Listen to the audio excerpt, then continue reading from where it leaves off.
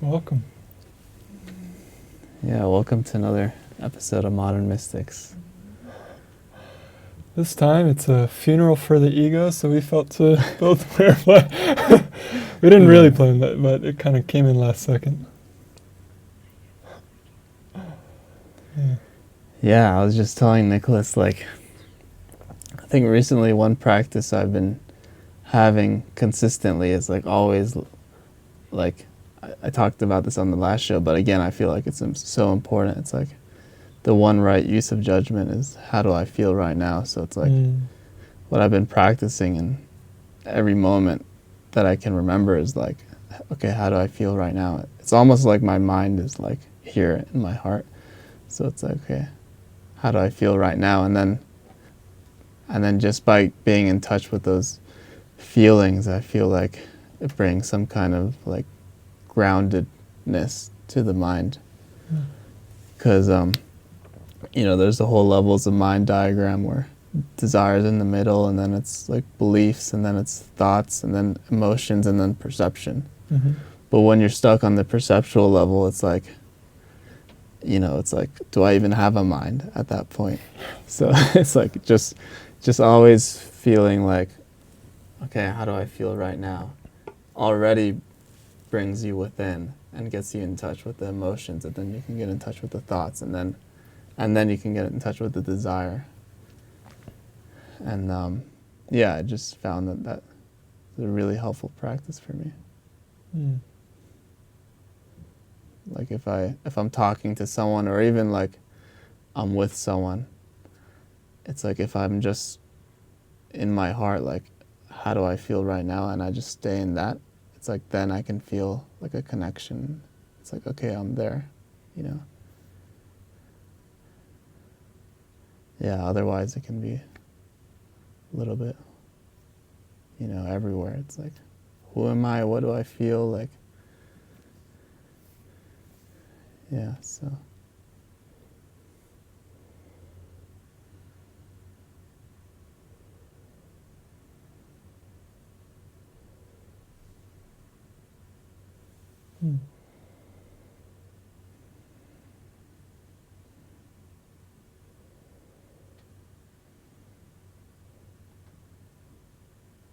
Yeah, it's how do I feel right now? Even Spiri, I was on Kristen's show with her, The Gift, and we talked about the whole new Spiri direction, and that's what Spiri helps you do. Spiri is a bot, and it's the shows now, and it's basically everything in our community now, everything new. It's under the name of Spiri, or it's transitioning to that phase. And that's basically what Spiri is. It's helps you get in touch with your emotions, your thoughts, and then your beliefs, so that you can get to the desire, and then you can change your mind. And I feel that's the whole new direction. It's what is Spiri? It's Spiri helps you get to your deepest desires. That's what the whole purpose is. That's the whole awakening journey is. You want to really get to your deepest desires, because if you can get there and you can stay there, then the journey will speed up as much as it can, and you'll move through that darkness much faster. There'll be less resistance. And it's we don't even really know what we want until we can get a clear picture in our mind of what's going on. Even it's there seems to be all these thoughts and all these beliefs and all this fog, all these illusions, as the Course calls them. And it's we can't even see clearly to even see what is it that we really want. Deep down, everyone wants God, but it's there seems to be all this craziness, monkey mind covering that up. So it's but the more you can see things clearly and uncover those layers, then you can get in touch with your actual desire. And I just feel that's really important. I was just telling you before the show, it's last few shows I just can't stop talking about desire. Even how I love what Francis was saying. It's it's like this dream world is only a projection of, it's like wish fulfillment. So it's like whatever you desire is whatever seems to happen for you. And it's like whatever your circumstances or your situation or your environment is the deepest desire of your heart in that moment.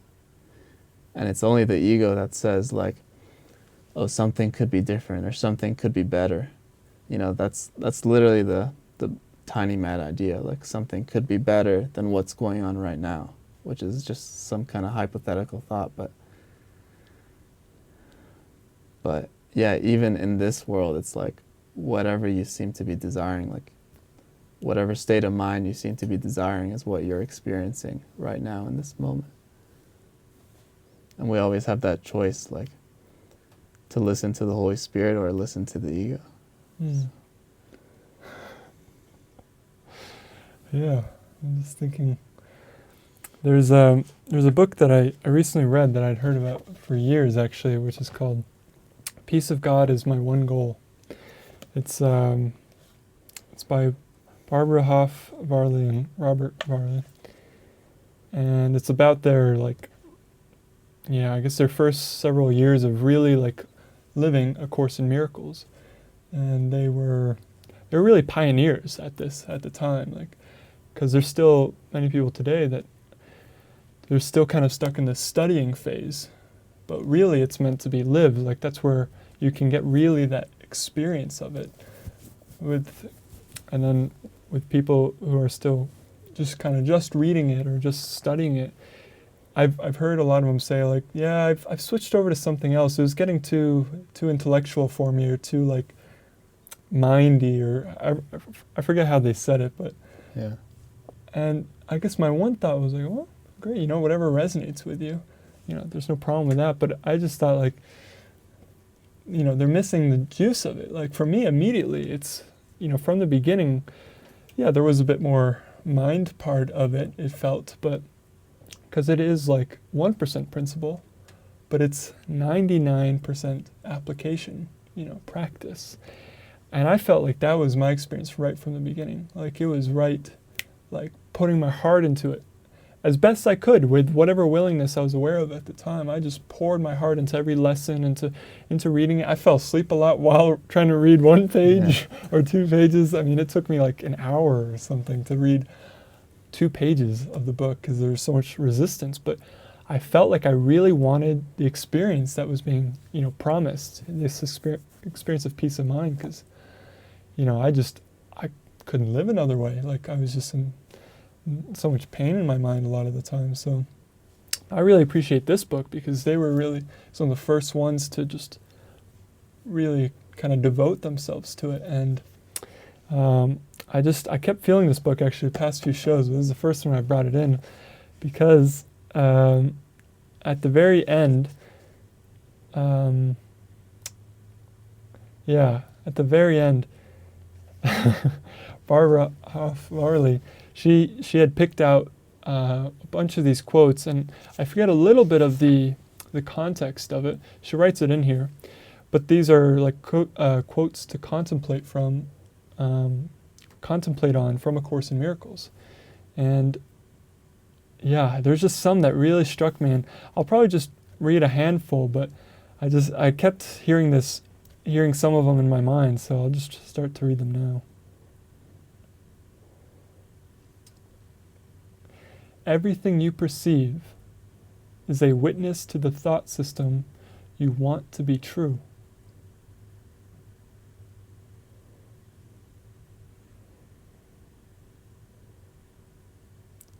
No evidence will convince you of the truth of what you do not want.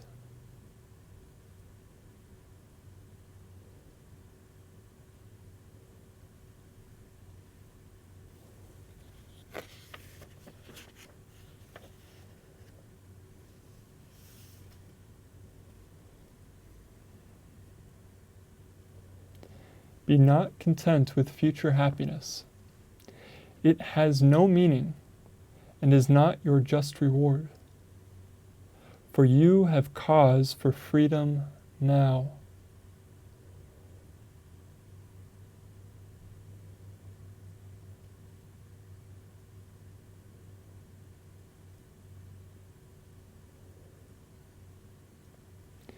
with the grandeur of God in you, you have chosen to be little and to lament your littleness.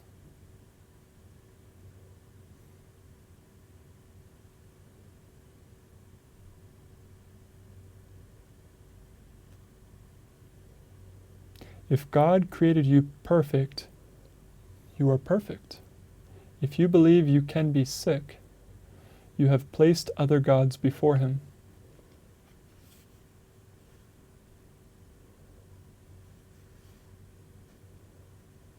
I didn't think I'd be reading that one, but that one caught my eye. And then I think the last one I just wanted to read because, yeah, it caught my eye when I flipped this page open. The Holy Spirit does not seek to throw you into panic.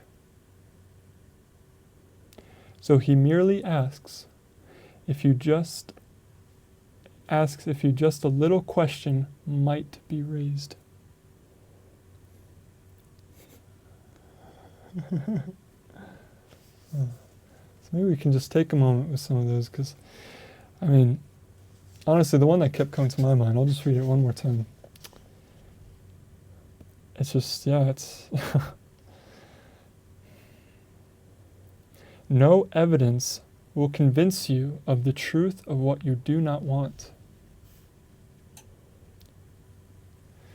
So yeah, let's just take a moment there.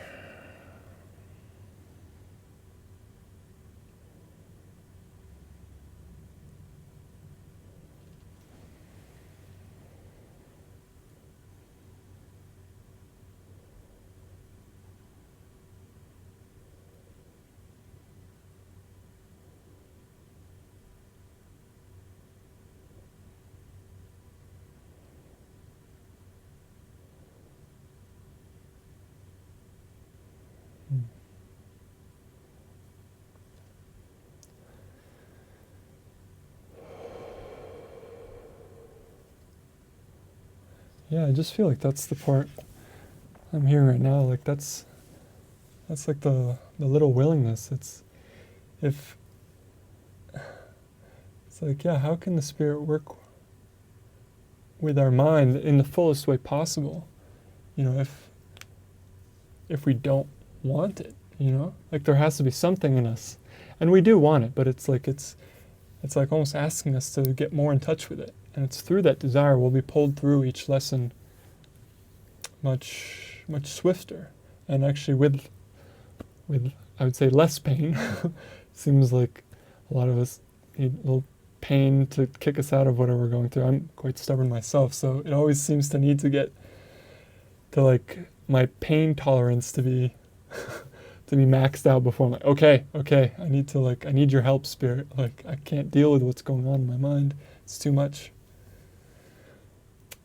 And yeah, I feel like actually recently I had that experience.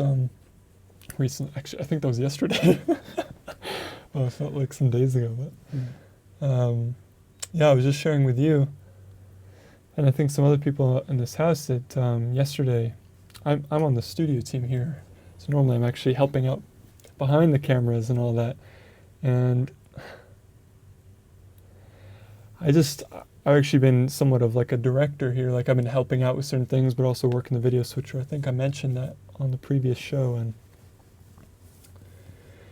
And yeah, I was listening to Jason Orrick and Francis Zhu on the last show yesterday of From the Bottom Up. That was in our show schedule, and just hearing the way they were talking about their whole lesson with that Take Me Home documentary film, it just, something like sparked my mind, like this memory flashed in my mind of this experience I had when I was playing high school basketball, especially my senior year, but probably each year. But it hit a breaking point my senior year, and I just remember being so stressed out. Like I couldn't function anymore because I kept trying to get it right. And I remember Jason, who was sitting right here on the show, just with this memory, it was like flashing before my eyes. He really seemed like my head coach, my head high school basketball coach. And I just remember always this experience of like, you know, I didn't know any way other way of doing it. But I was like so into trying to, perfect how I was doing that I lost my sense of flow, and I lost my enjoyment of playing basketball. And he was just reflecting my mind, and in that there was such a fear of punishment from like, oh, if we lose a basketball game, we're going to be running these things called suicides in basketball, which is, you're running up. I mean, the name itself should give you a feeling. Yeah.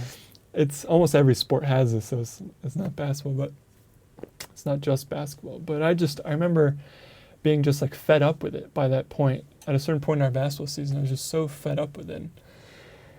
And, I was just so stressed out. And so, yeah, when I was just working the switcher and just kind of listening to the talk, I was just having this realization, this insight from my mind that, like, yeah, I would have these thoughts since then, like, man, if only, because I learned meditation and a lot of these things after all that, it was a breaking point. It was a big shifting point in my life, and I'll share about that in a bit. But I just remember having all these like regrets of like, man, if only I known meditation, I could have been such a better basketball player. I could have, I could have been better, and things would have been, better. It's like I just keep hearing better in my mind. It's what's this? Yeah, the grass is always greener on the other side.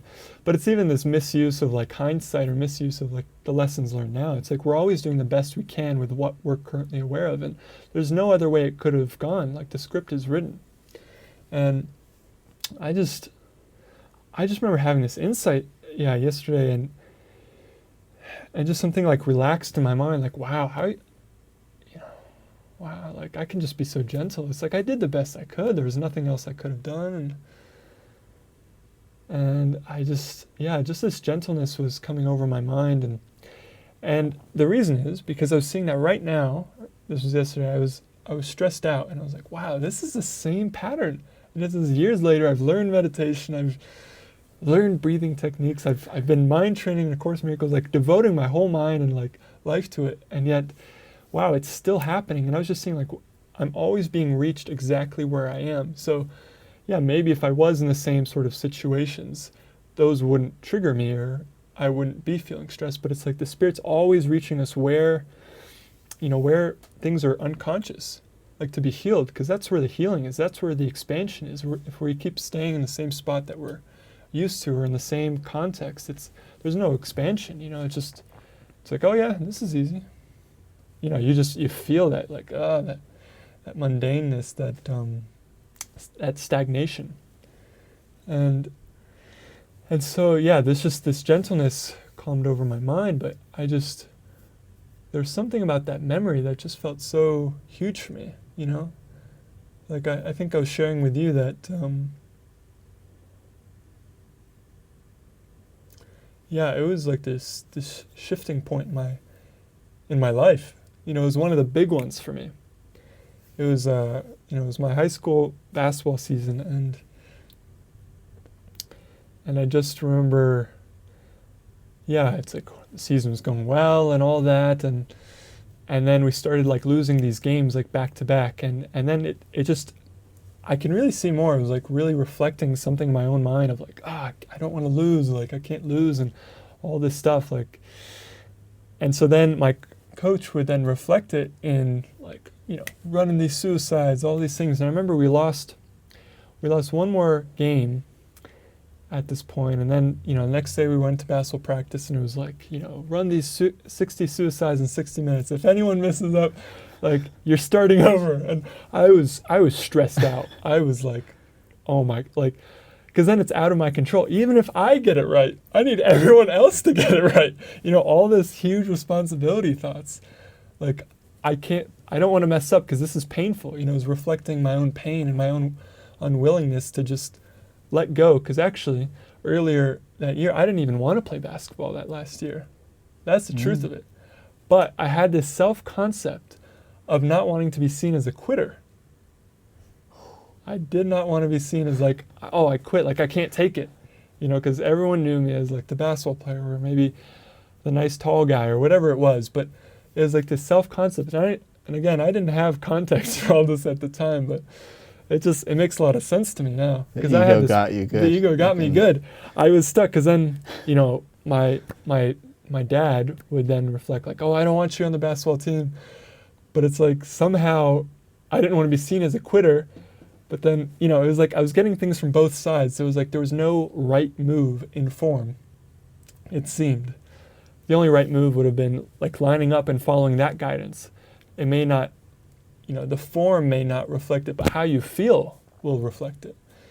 And yeah, somehow, I'm sure this is irrelevant, to tie in, but I just keep hearing to share about this. But yeah, so we lost one more game. We had this intense practice, which we somehow made it through, but I had hit this breaking point in my mind, like, I am not doing this again.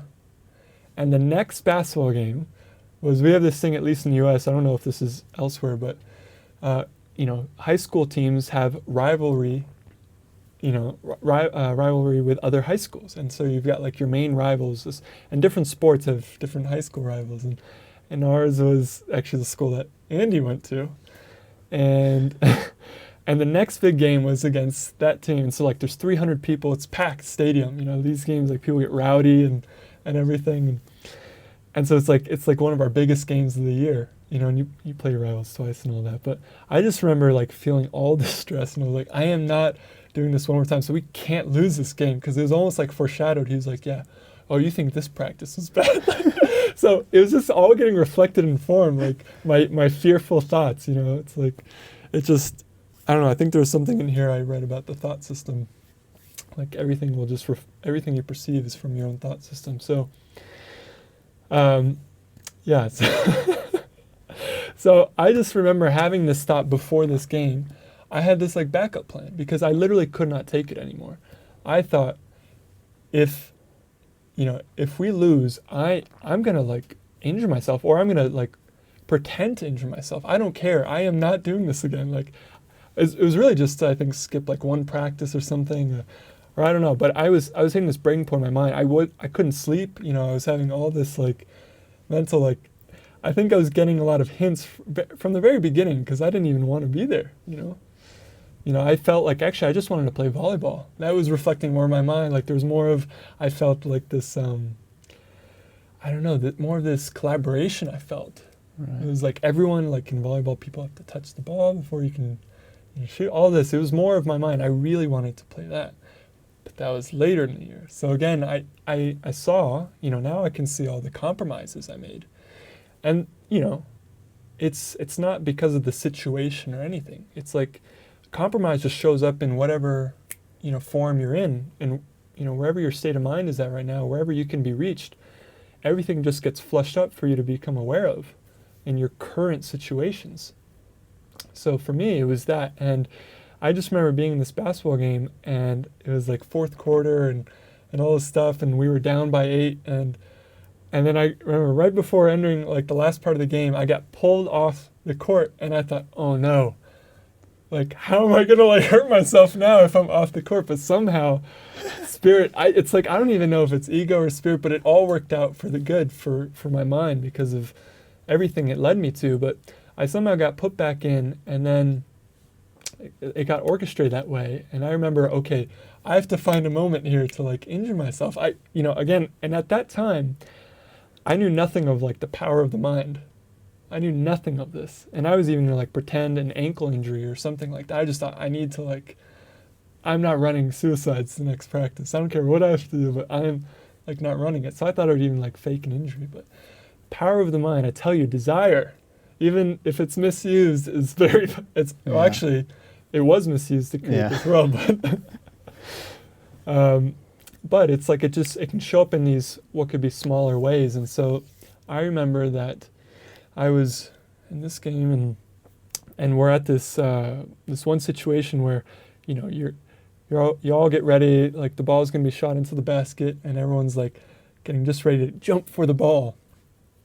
And I was going up against this one guy the whole game, and this was when we were boxed right next to each other, and we both jumped for it. And then as life would have it, he actually, we both got the ball, and he fell on my knee, and he actually injured my knee. And at first it was like this spike of pain, but I almost had to like ah, you know, it's almost like it just played out like in that way. I might have just clipped the. It's like the you're an volume. actor. It's like, Yeah. remember your part. Oh, right, right. But, you know, it seemed to even play out that way because I was so surprised that I think it even took me a moment to realize, like, oh, yeah, I felt pain. It was like, you know, it's like I chose to go with the pain to, like, get out of a situation. And then, you know, I actually didn't even know I injured my knee. It was only a couple weeks later that I found that out. But it was just so interesting that at that time I had this strong desire. I don't want to be here. I don't want to have to do this anymore. And then it played out even when I thought I would like fake an injury just to get out of it. I couldn't take it because I thought I was going to like, I don't know. I didn't feel like I could live any longer like that. The stress was too much. Like I couldn't sleep, couldn't eat. All this stuff was going on. And it's like I just didn't even want to be seen anymore. Like I wanted to just step out of everything. Like, get me out of this world, God. But I didn't have those words at that time. I was actually more of an atheist or anything. I would have considered myself like that at the time. And so I just remember having that strong feeling and then being like, wow, okay, I can't even walk on this knee. Like, and then it getting reflected later. But I'm just seeing now that, you know, it was all because of this pressure buildup, you know, and like stress and responsibility thoughts and everything, and holding on to a self-concept of wanting to not get it wrong, you know, thinking that in form, if I can get it right, like there will be no punishment, which goes so much deeper. But I'm still seeing actually, and that's what I was alluding to before, that this is how my mind runs. Like I'm still trying to prevent pain or reflections of guilt or of wrongness or something, because it triggers something.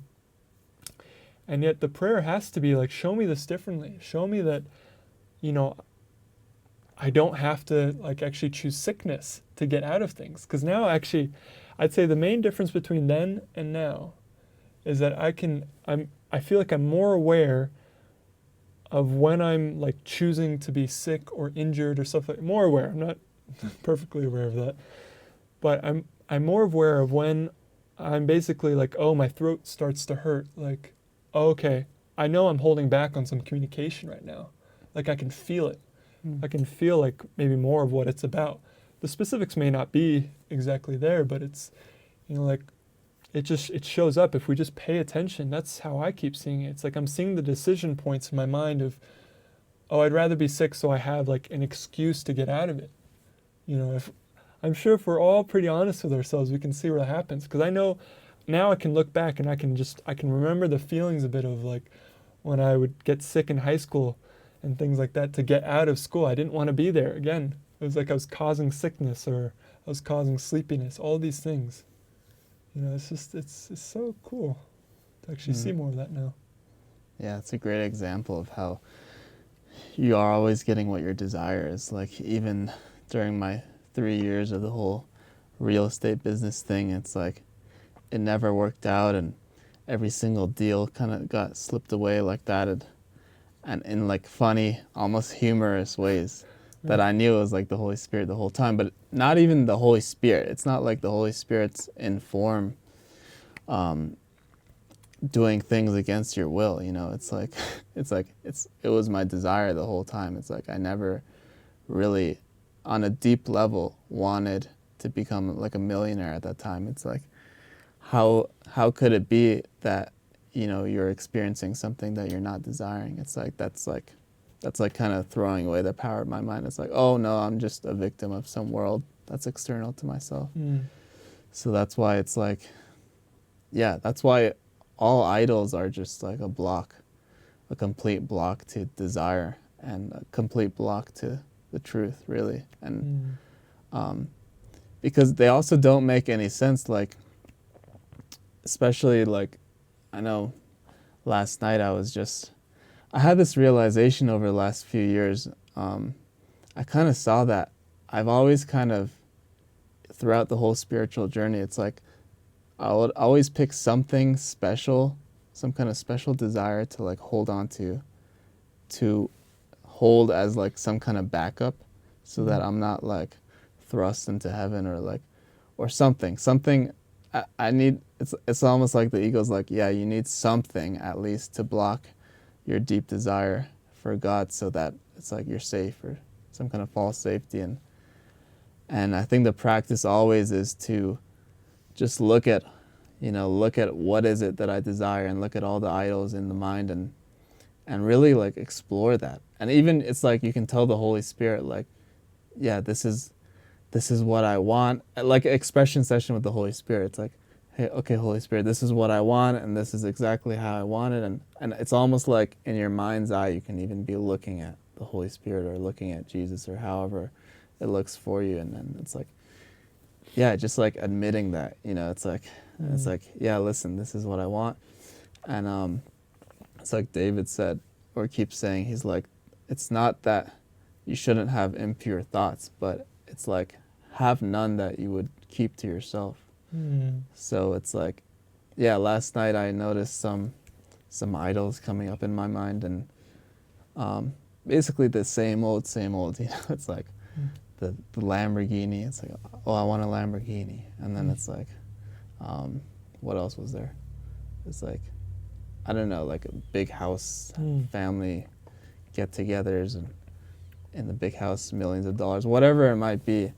I kind of, I just sat in meditation. I noticed those were up, and then I was like, okay, great. And then I just took the time to go through each of them. It's almost like playing them out in my mind with the Holy Spirit, and kind of be like, hey, Holy Spirit, okay, here, this is what I want. And then like fully exploring it. And it's like the more you explore it, it's like you uncover more and more layers, and then you eventually see that it's like, wow, actually, like, I don't actually want that. And it's like, that's the ultimate goal with that kind of exercise, to really look at all the aspects of it, because really all it is like false associations. Greg was telling me there's this exercise that you could try when the idols are up in the mind, where you write down, okay, what's the idol? Let's say it's the I don't know, the Lamborghini. It's like you can write that down, and then you can see what are all the values of that idol that they give me.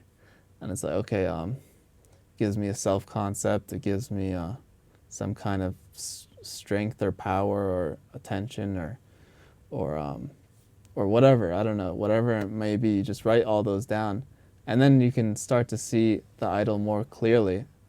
And then of course, all those values are false associations, but you need to see them clearly first, all the false associations, and then you can give them over to the Holy Spirit and be like, okay, prove me wrong. I think that these values are associated with a certain idol. Like, it's like, it's almost like my state of, an idol is basically worshiping images and thinking that affects your state of mind. So it's like saying that the Lamborghini brings me a state of mind. It's like complete like insanity, as the Course says. It's like none of the images of this world can bring us a state of mind. It's all false associations.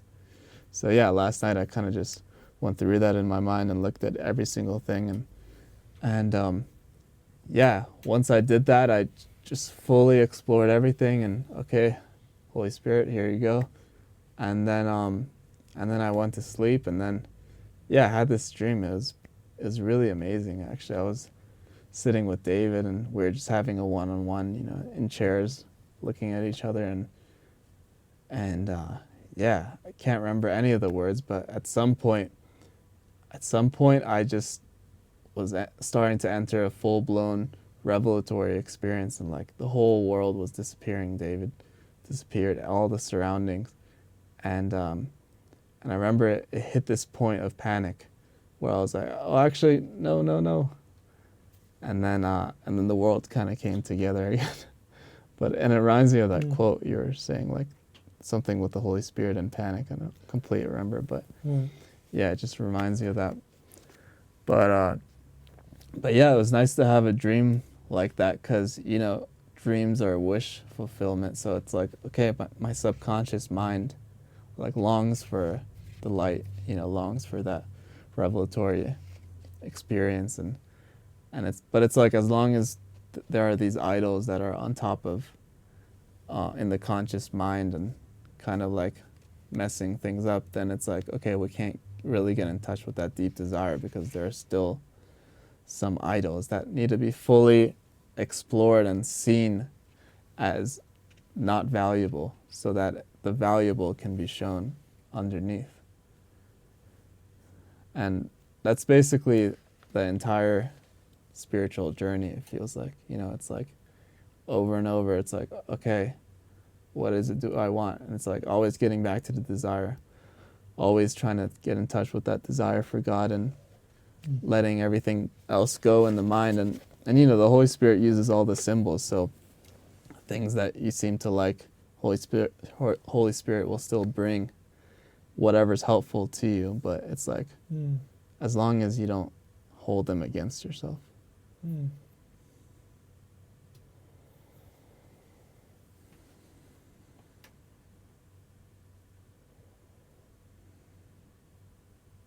Yeah, I love that. The movie Waking Life, there's these two characters talking to each other, and he's referring to, I don't know who's the guy that originally said it, the yes, yes, yes, no. I think he was actually like the director of the movie. I don't remember his name, but he was Right. He put himself in the movie. Right. Well, anyways, yeah, one of the guys is telling the other guy, there's this author, he made the Electric Dreams series. I forget his name. Philip K. Dick? Oh, yeah, wasn't it him who said that? Well, it was his stories, but he mentions him. Yeah, Right. about... Right. So, yeah, it's basically like, it's like all of life is saying no to God. It started from, the tiny mad idea, the unholy instant. All of that is like a no to God. And it's like no, no, no, no, no, no, no, no, no. And then finally, like a yes. And then it's all over. And I just thought that was so beautiful. Like, it's like, yeah. Yeah, that surrender is like, or that yes is a surrender. It's like, thy will be done, or there's really only your will. Like there's a releasing of that, but it's like the Spirit works with us that whole way. The convincing job is like, it's like it can be in like these minute things, and at the same time it's like this bigger plan. It's all working at the same time of like showing us that all we want is the Spirit's guidance. That's how it's working all along. And sometimes it seems like the plan calls forth for contrast experiences. Like that was my even basketball experience. I could see how it felt to really want to hold on to a self-concept and not be seen as a quitter. So I'd rather get injured than to actually go up to my basketball coach and say, I don't want to play basketball anymore. Bye. Or whatever that would look like, But instead there was such a fear of losing the self-concept, which is really, that's really what like the fear of death is about. It's the fear of like losing that personality, fear of losing, who you think you are. When like that's fully released, there's no more a fear of death, because death was never like a reality. It was a trick, It's like that was actually one of my, fear of death has been like this big thing in this lifetime, and it's played out in different ways, and just, that's where a lot of my panic attacks would come in, and that I got, and because I remember wondering like,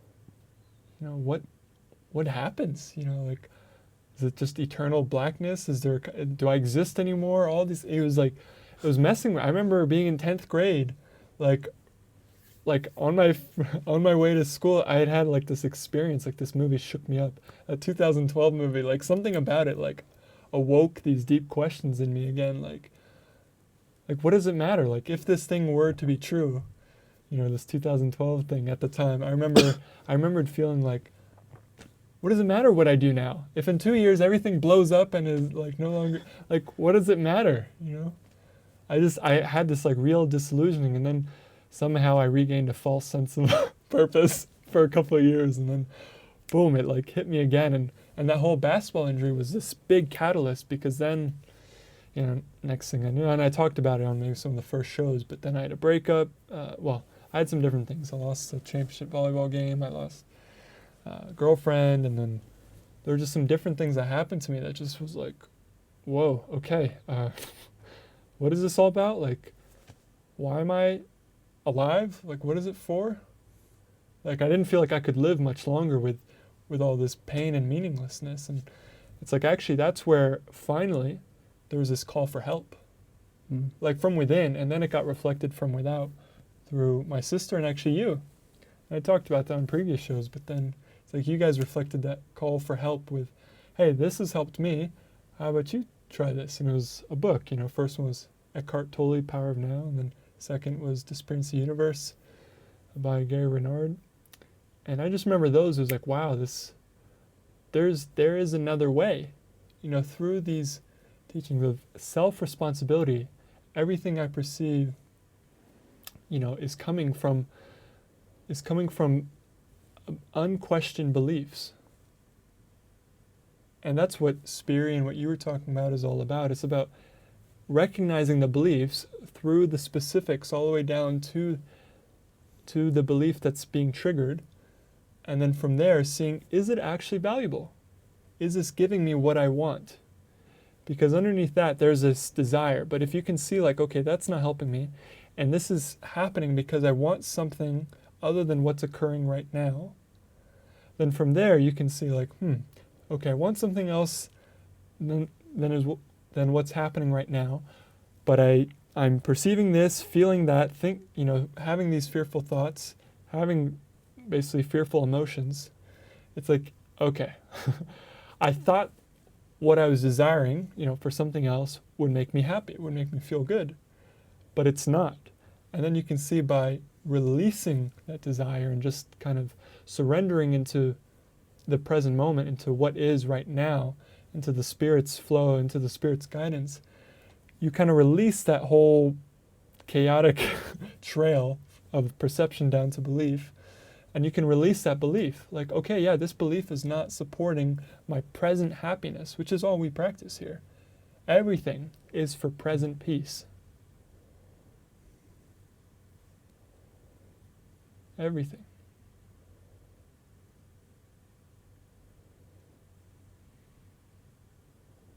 Yeah, it's like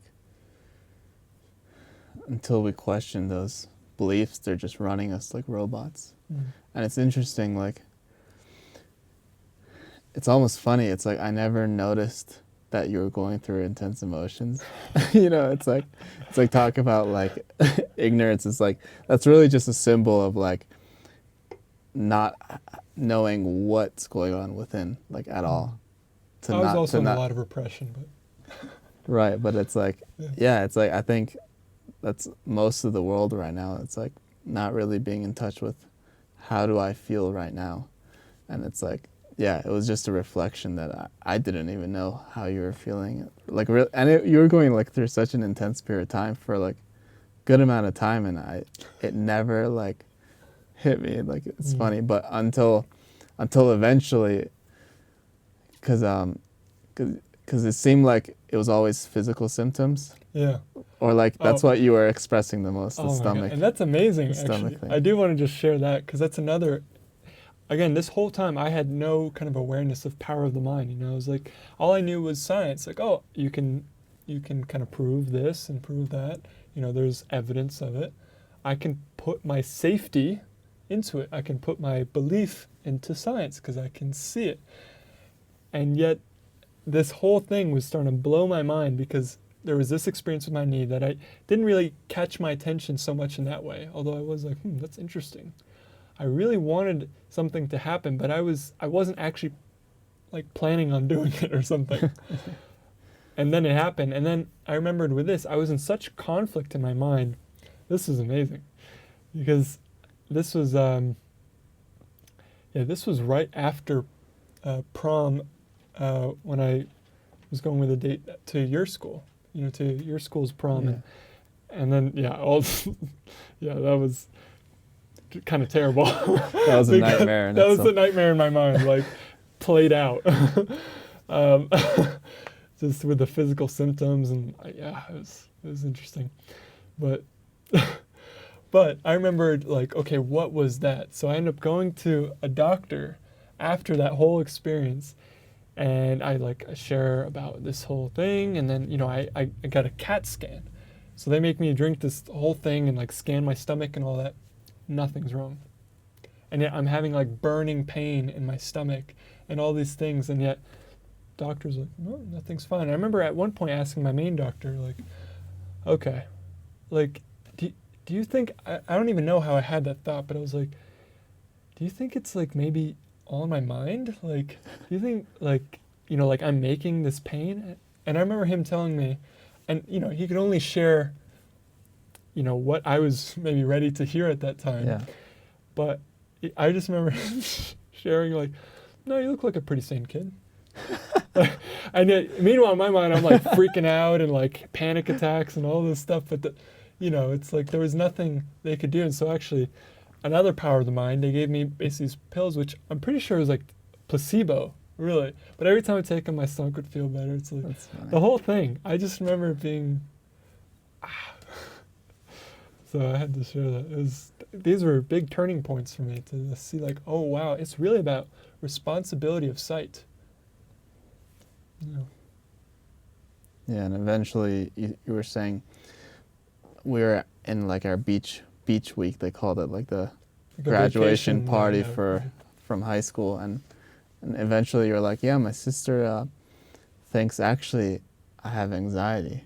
You know, she thinks that might be it, or something like that. And then I remember hearing that word anxiety, and I was like, oh, anxiety. I had anxiety. I read Disappearance of the Universe. Nicolas has anxiety. Here's Disappearance of the Universe. It was like divine logic. And I carried it around with me at the time in case of emergencies, basically, in case of panic attacks. So then I gave it to you at the beach. Like, Yeah. it's funny. And then I remember being like, yeah, I read like the first page, but it's like it wasn't quite yet. But it inserted an idea in my mind, like Inception. Yeah. And I was like, Disappearance of the Universe. And then it was about a week and a half after that I had then my like call for help. Like, okay, there's got to be another way. I cannot deal with this anymore, and I don't want to go the rest of my life like all drugged up on like antidepressants and things like that, or like you know, I just felt like I can't keep living this way. I want to be at peace, and there must be a way I can like be at peace. And yet you know, it was going to be something totally out of the box from what I was aware of at that time. So it was cool how it just all worked out. Yeah. When I was like ready to ask for help, it's like no help can be forced on anyone because there's actually nothing wrong. It's always our own lesson. And then when others may reflect like that call for help, we can extend what's been helpful for us. But, you know, there's actually, there should really never be a need to fix a brother. It's always our own perception that needs fixing. And then if, you know, if it comes from them, it's only just an extension of, okay, this is what I'm hearing. You know, this is what's been helpful for me. But it's like, I'm with you all the way. I love you. You know, that's what's underneath it all. Mm-hmm. Like, I love you as you are, you know, and yeah, that's the intention underneath.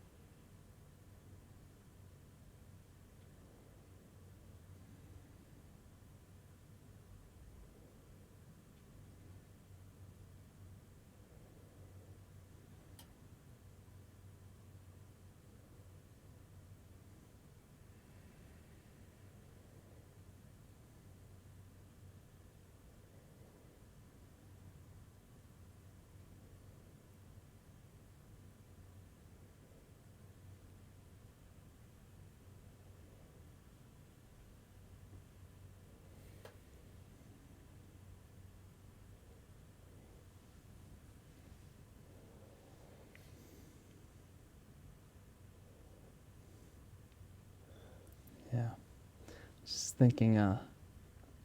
I was just thinking it's good.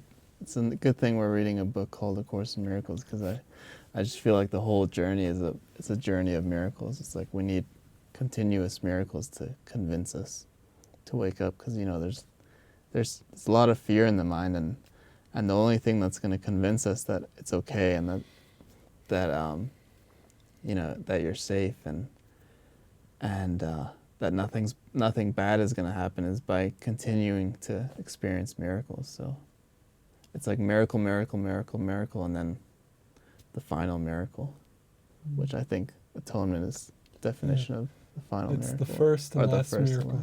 And all the ones in between. And all the ones in between. Yeah, so. It's like the only miracle. But it's like we're reached it. Because you were sharing it. And I feel like that's a good point. Just that, if it was all bad or like all intense, like there'd be no way. There'd be no incentive to keep taking the steps. But yeah, it's like the Spirit keeps convincing us like that it's not a sacrifice. Step by step by step, one miracle at a time.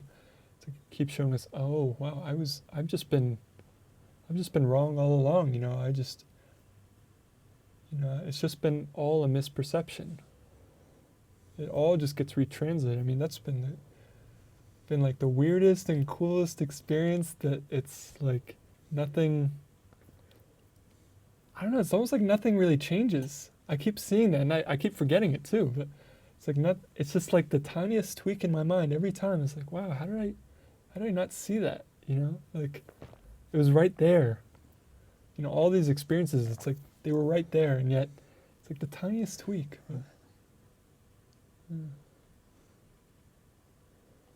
It's cool. I love actually being reminded of that, and just thank you everyone actually for this beautiful show with us, because actually a lot of what I shared about my past experiences I almost never shared before, and yet I kept hearing it past like a couple of days or something, like it's time. Yeah. Okay. Yeah. Thank you guys. And join us next week, Mondays at 5 p.m. MST.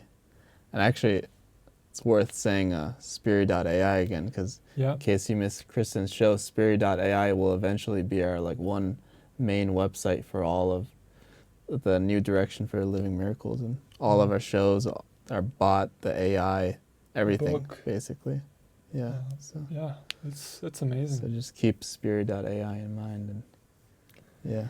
But if you happen to be watching on YouTube, please like, comment, and share. And the bell icon. And the bell icon. Because then you'll get a notification when the live shows start. Yeah. I think it's, let's see, my finger's going to point. I think it's probably right there. I love this. I've never gotten to do this stuff before. Okay, thank you. Well, thank you. Guys. Yeah.